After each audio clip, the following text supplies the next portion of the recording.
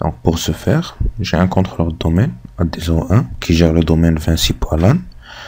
J'ai le premier nœud du cluster EX01 qui est de carte réseau, comme on a vu. On a la carte du réseau public, la carte du réseau privé. En fait, une troisième carte dont je parlerai tout à l'heure pour expliquer son utilité. Pareil pour EX02, deux cartes, Heartbeat et réseau public, en plus de la troisième carte. Comme on a vu pour le clustering, il y a la plus grande contrainte, c'est le stockage externe. Donc pour ce faire, ce qu'on va faire, c'est monter un serveur de stockage que j'ai appelé serveur stockage. Là, je mets à jour les infos background. Donc un serveur de stockage qui va présenter les targets iSCSI. Donc, comme on a vu, on peut utiliser un disque externe avec du iSCSI, vu que ça ne nous coûte rien, ou presque. D'accord, donc j'ai fait exprès de ne pas mettre ce serveur dans le domaine, pour dire que le serveur de stockage, ça peut être un serveur Windows dans le domaine, ou bien une machine Linux, ou bien une baie de stockage, ou tout ce qu'on veut. Donc cette machine fait partie du réseau 12, 12 points, quelque chose.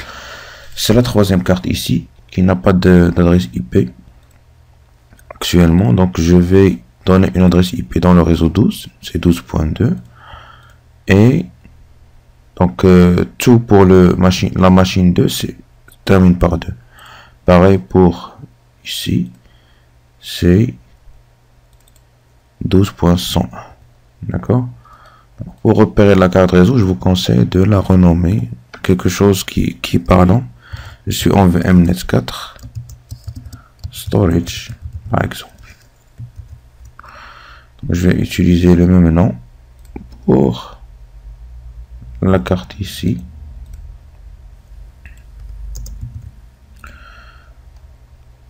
Et bon, sur le serveur de stockage, bien qu'on ait une seule carte réseau, il vaut mieux la renommer aussi. D'accord. Donc, pour mettre à jour les infos de background, je vais juste exécuter bg info pour voir les trois adresses IP. Donc, deuxième étape, avant d'aller plus loin.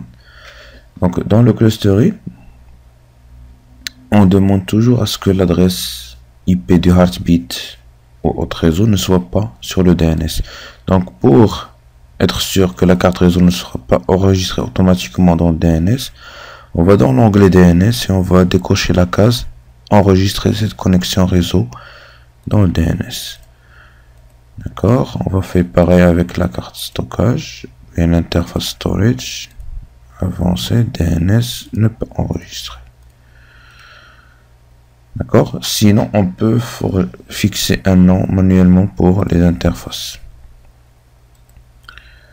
Donc, propriété, TCP/IP, avancer, DNS, ne pas enregistrer la carte réseau. Donc ça c'est parmi les recommandations pour un cluster. D'accord. D'accord. Autre recommandation, c'est de donner une priorité aux cartes réseau. Donc si on va dans Advanced Settings, là on voit que il y a une priorité de l'utilisation des cartes réseau. On va toujours prioriser la carte publique sur les autres cartes réseau pour être sûr que les données passent par le réseau public. Bien sûr, quand on n'a qu'une seule carte réseau, il y a rien à prioriser. Ok, donc troisième étape, on va ajouter dans notre système DNS la machine storage, puisque elle ne fait pas partie du domaine. 12.105 de mémoire. puisqu'il n'est pas dans le domaine, il n'est pas enregistré automatiquement dans le domaine. Comme ça, si on fait ping storage, on arrive à accéder à la machine avec son nom. D'accord.